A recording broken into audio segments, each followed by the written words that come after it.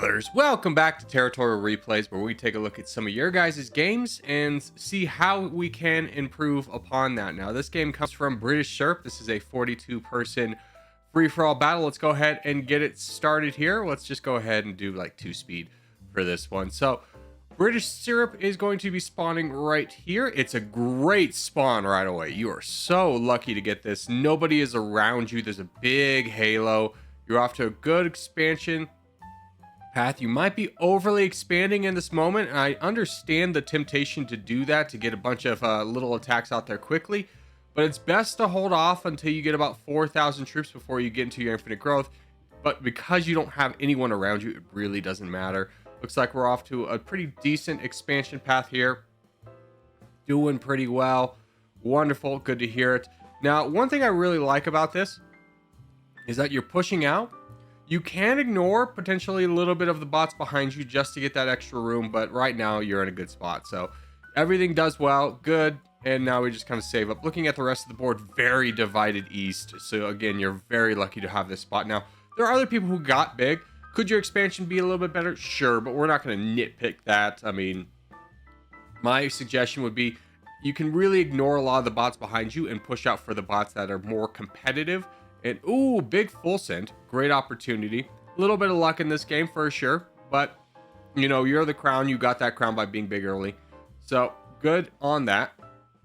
But anyways, by pushing out for the bots that can be a little bit more competitive and saving these ones that only you really have access to until later. So you start fighting 297. It's fine. He's a bot. Wonderful. I would personally probably be waiting until I'm close to my red interest, but I understand wanting to play a little bit conservative. This is a little bit of a heavy move here. So I had a game like this very early, or like last week, where I was almost in the exact same position. And what you really want to avoid in maps like South America that are very long is you don't want to go north and south. Basically, you want to consolidate your borders and be thinking that consistently about consolidating your borders, so that you're not having to fight everyone on the board at the same time. You as the crown are already a pretty heavy target. And I also don't know how much you're attacking for. No, that is okay. You're not attacking for too much. But I wouldn't even be attacking. You are incredibly lucky as of this moment right now to not being attacked by Lewis. A little bit of patience and building up to your red interest would go a long way. You're already the biggest person on the board by 20,000 pixels. So you really don't even need to be doing expansion. If there's anyone I'm looking to take out, it's probably 508. But I would wait. I would definitely wait, because there's nothing to stop this guy from attacking you right now. In fact, it's pretty foolish of him to not be doing that.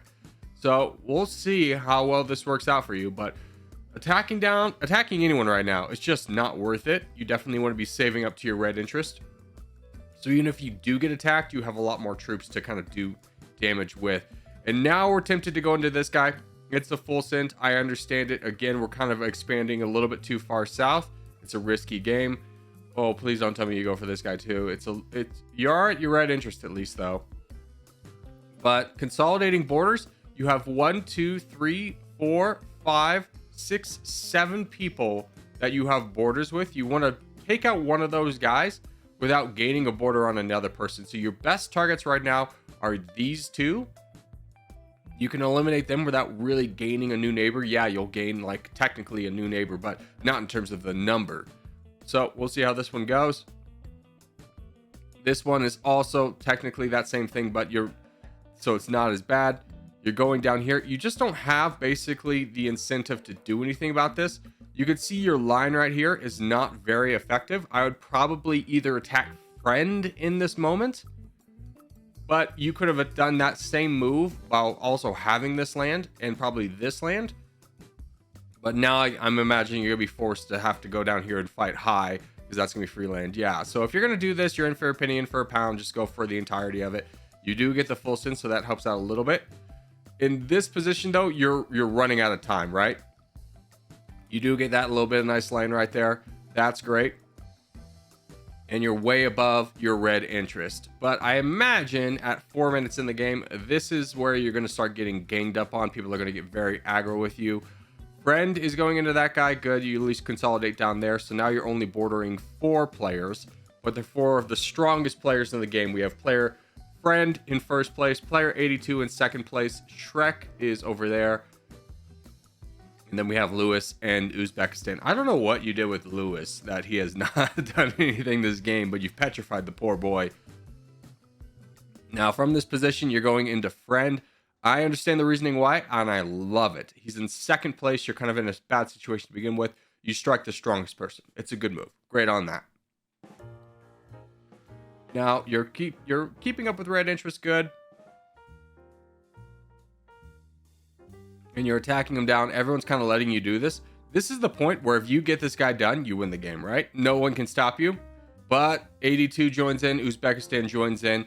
In these moments, you have already made an enemy out of this guy. You got to kind of finish him off. We'll see what he does here, though. Yeah, you've whittled him down pretty heavily. Even though he's way above his red interest, the reason we say kind of stick with one person is because you look at his borders. He's also got borders with 4 people. Eventually, those 4 people are going to want to engage you. Now, in this moment, I wouldn't mind a hard switch to 82. The reason I say a hard switch to 82 is because he does border 3 additional people that you would then become borders with, especially Darcia, could become a problem. It's a sticky situation you put yourself in by not consolidating earlier, that we're having to face the two of the 3 biggest players on the board against you.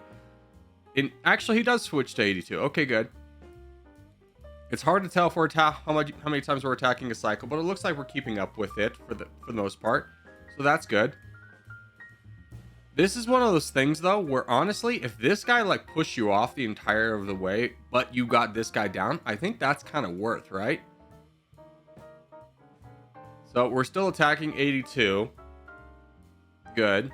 We're getting just pummeled by Uzbekistan. Lewis has not joined in. That's fine. I like attacking 82 even more because Lewis is proven to be passive. He might even be your friend up here. And we're whittling him down. So that's good. Now, Darcia is going to be a problem later on for sure. But you might as well just stick with 82 for now. No, we switch back down to friend. So I understand the mindset here of wanting to avoid Darcia. But you really need one of these guys out of here. You can't really win this with these 2's combined. You see they have 49,000 and 42,000 pixels. That's much bigger than your 73,000. Not even factoring in Uzbekistan, who's also there. So getting a player out of here is the move. Now, if 82 is offering you a peace deal, don't fall for it. He's wanting to take you down. That is not the move. And did we just attack Lewis? No, Lewis is just attacking you. Okay. So we're in a bad situation. It is kind of working out, though. We're back to 82, which is good. 82's over-attacking, which does make him a very appealing target. And I think we just counterattacked Uzbekistan.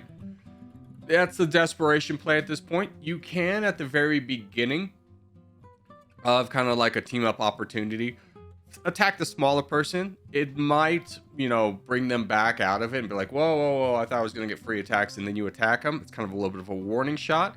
But this is far too late for that. You got to stick with 82. That guy's basically done. You can sacrifice this land out here and find your position later. Basically, by sacrificing the south here, it is, again, a desperation play. But you can be banking on the fact that even if you get, let's say, full sent by 82, either friend or Darcia then becomes the crown and becomes the problem instead of yourself. And you still have a good amount of land, especially with this. Oh, here comes Lewis getting munched on. So Lewis full sends you. That's very unfortunate. In this moment, you got to be hoping that 82 and Uzbekistan are going to go for the land. And Darcia is going to be a problem. We got to get Darcia out of here by hopefully not charging in and grabbing borders with him, but we can potentially land block ourselves by letting 82 and Uzbekistan cut you off. Let's see if that opportunity is there. Oh, but you attack into it. But because you're moving faster than these two, You realized it too late. You tried to stop your attack, but that is basically your game right there. Is now this guy is going to be the crown. So in this moment, I would probably just kind of save up, stop attacking everybody, and let Darcia become the real threat on the board. And what you would hopefully want to have happen is be signaling to 82 and friend that we want a peace. Tell them to attack. I keep calling him Dacia, excuse me. You would ideally want these two to attack and Uzbekistan, close up this gap for you, and then probably just solo Uzbekistan. But we're still fighting friend. At this point, this land is gone. You don't want to fight friend anymore. You want him to be over there. So stopping attacking everybody would be a good way for that to occur. And now we're fighting. Now we're getting attacked. So it looks like we played the diplomacy game wrong a little bit here. I understand the frustration of these two kind of knocking you off the crown, but you got to kind of let that go. This guy's winning the game pretty heavily right now. And yeah, this guy just completely got tunnel visioned on you. So now he's going to fall. And you're in on that. It looks like friend is also helping attack. So this is still salvageable, but it is a rough position for you to be in because now you're smaller than Uzbekistan. You're the third smallest player. So, but if you can get this gap closed off, you're still potentially winning. So 82 is boating around, but Uzbekistan's not minding that same gap right here. So getting that gap closed could still help. And as soon as it's closed, you just push towards it. But you push beyond that, which is not good. We don't want to be fighting this guy anymore. We want this battle to be done. We want Uzbekistan to fight one more time. Uzbekistan's actually charging in. That's unfortunate. There is a pixel gap there, so it is okay to be charging in. It's just kind of one of those things now. At this point, this guy's done, right? This guy's done. You got to draw a peace line with him and hopefully have one of these two attack him one more time. A very unfortunate play that 42 is boating, or 82 is boating, but now your gap is finally closed. But at this point, you can't really do anything with it. You're 4th of 4. So Uzbekistan's attacking you. Friend is still attacking you, even though he's getting attacked by Uzbekistan. I'm not sure if you attacked him or if he's just really tunnel visioned on you as well. But you could potentially be the benefactor of a full send if you keep troops, but the more attacks you take, the more you're kind of just out of it at this point. So there's 82 on Uzbekistan. At least he's a principal man going after the person with the crown. So we are attacking Uzbekistan. Good. Doesn't look like we're getting too much out of it, but that's to be expected a little bit. Uzbekistan played his hand just slightly too fast. So at this point, you're playing for full sends, but you're in a bad spot. You're in a bad spot for sure. And we're still getting attacked by friend down south. So I imagine this one is probably over for you. You get a little bit of a full send right there. And you border 82. Still in it. Still in it. If I'm you here, let these two do your dirty work and hopefully be the benefactor of a full send. I still think it's over for you because you're below 60,000 pixels, which means you don't have the second speed bonus, so you wouldn't move as fast. But you charge in right away. That's not your charge to take, because now these two are distracted and are fighting each other, which honestly probably loses them the game if we're being really honest with each other. So that is your game done. Who ends up winning this? 82 does. Yeah. Okay. So biggest mistakes we make early on is just not consolidating our borders. You went for the easiest targets, but the easiest targets are not always the best targets. So getting down here was kind of your downfall. If you had not attacked here and attacked like up north and taken out the two players that were up here, I think your chances of winning are exponentially higher. And then when we're fighting a player up north and fighting a player down south, you really just got to commit to get one player off the board. So a lot of small mistakes. You had a really good start, but saving up to red interest and then starting to attack and consolidating borders will give you much better chance of winning. It's an unfortunate end game that didn't quite work out for you, but a good game all the same. I have no doubt you could take these little mistakes and then just apply that and make your next game an easy victory. But anyways, let's go on to the next one. All right, our next game is by Cornbread. We're in a 41-player free-for-all battle here in Australia. Wherever you put down your marker, you're right there. Another great spot. It's a great spot. You have a big halo of players not around you, so you're lucky on that aspect. If we're looking at kind of people we need to fight probably right away, it's this guy. The chances of you getting him trapped behind you are pretty high, so you know that's always just something to be aware is who's going to be the threat when we're expanding. Excuse me, got a little bit of hiccups, but we're doing a pretty good job of expanding. Let's go ahead and play 1.5 here. Just get it, well, we'll go to 2 through the just kind of expansion phase. So the guy above you over expanding, that's always a great sign. We're doing a good job of maintaining our infinite growth. Good. We got great expansion, a lot of options. And now it becomes the technical part of just attacking. So we're going after that bot. The bot's towards Love Jesus. I like that move because number one, you're targeting big bots. That's a good one to have a priority of. You're going after a player who full sent. Good opportunity there. No notes there. And we're pushing. Yeah, so you definitely, oof. Yeah, you missed that one. That's a shame. You could have gotten over here, but it's not that big of a deal because you're still the crown. And going over there might have been a little bit of a mistake as much as it potentially was an opportunity. But in terms of looking at players to eliminate, Napoleon is probably lowest priority. Jesus would be the best one potentially to take out because I wouldn't imagine Bravo would have too many appeals to helping you do that. But obviously Napoleon is going to go down first. Can't really help that one. That if you weren't to grab that land, somebody else would.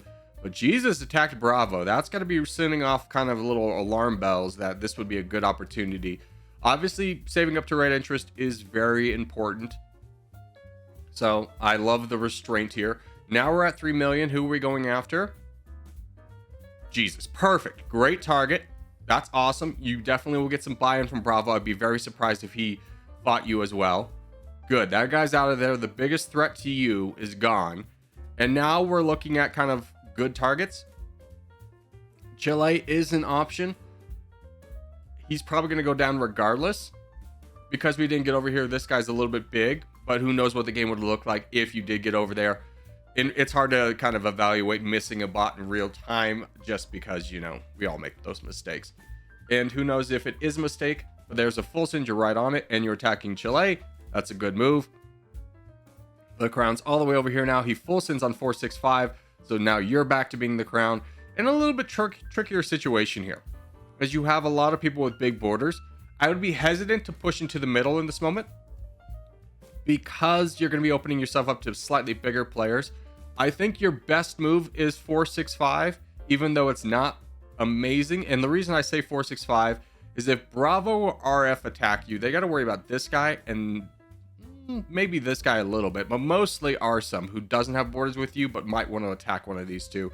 Where this guy, you could probably get that done alone. You do immediately go into him. You are getting attacked by 630, which is rough.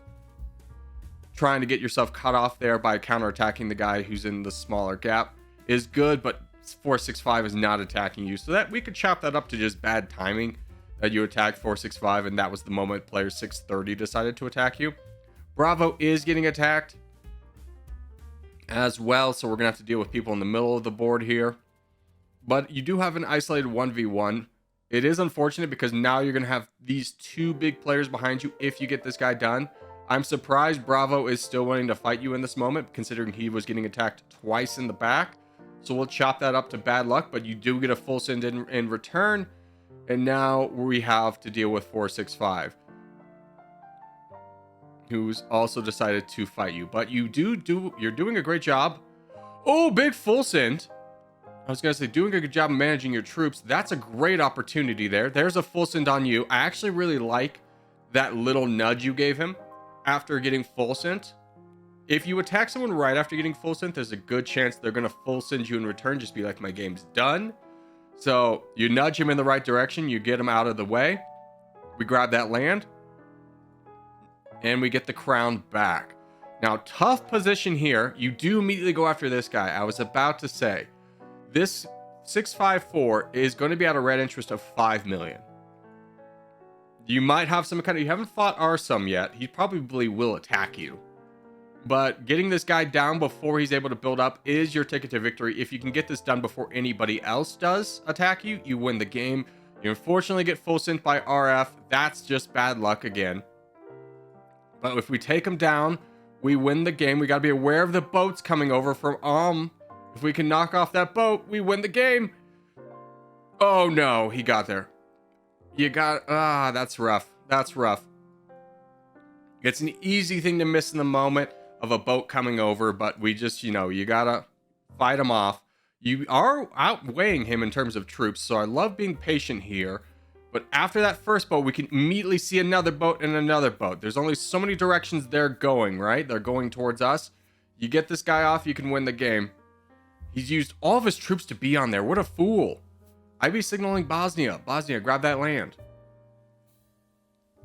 Bosnia is going to grab that land. We got to be watching this boat, though. Don't let it happen, part 2. We're fighting Arsum. I like the move. That boat's just hanging there. It's definitely going to come in.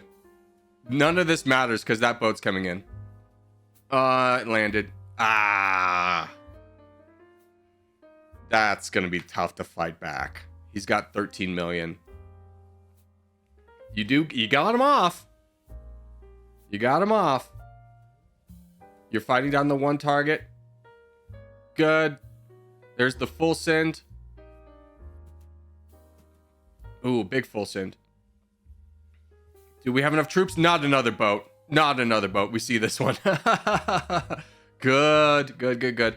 At this point, though, we're playing for the full send of this guy. Bosnia is not doing anything. He's a higher number of troops than you, even though you haven't been attacking him. So hopefully you're going to take this opportunity to build up and just get your troops as high as possible. And it's about how can we, first off, avoid another boat coming in. 2 boats coming in. Boat comes in. Good. Here, the second boat lands. Yeah, it does. Yeah. So a lot of things went for you. A lot of things went against you. And unless Bosnia just drastically overattacks in this moment, I mean, you still are at 43%, so don't panic here. We're still okay. Can we get him off? I mean, if you keep whittling him down in this battle of attrition, Arsum might turn from behind. We're starting to now fight this guy. I agree. We're at 42%. Please stop the boat. Please stop the boat. No! We see it at the last second, but it's Arsum who full sends and Bosnia who gets the troops. So a lot of things went against you in that one. I don't think you made really too many technical mistakes. You got a little bit unlucky with the people that decided to attack you. The boating killed you. I understand it. I'm not the best at boating either. But after the first guy boated into you, it should have been higher alert to stop this guy. I think all you needed to win this game was an extra 30 seconds. And that 30-second difference would have been the difference from the first time Bosnia landed you to being able to knock off like the 2 players that were here. So a rough game there. Looks like Bosnia is going to win. You give the claps good sportsmanship. Love to see that. And a tough game there. Just got to watch out for the boats. All I got to say about this one. But a pretty technically good game. You went after a lot of good targets. You got a little bit unlucky. That's just kind of the way the game goes sometimes. Overall, well played. No real notes other than, you were 30 seconds outside of victory, and that can be solved from especially the one boat that the Bosnia had to send from over here to over here and literally parked it there for 30 seconds before it landed. And you realize that was probably the difference there. But that is going to do it for today. So as we do start to wrap things up, just want to say thank you guys so much for watching, especially if you made this far in the video. If you have made this far in the video, hey, give it a thumbs up. It helps out a lot. If you're new around here, subscribe for more. Put a video 6 days a week. For now, boys, I'll see you in the next one.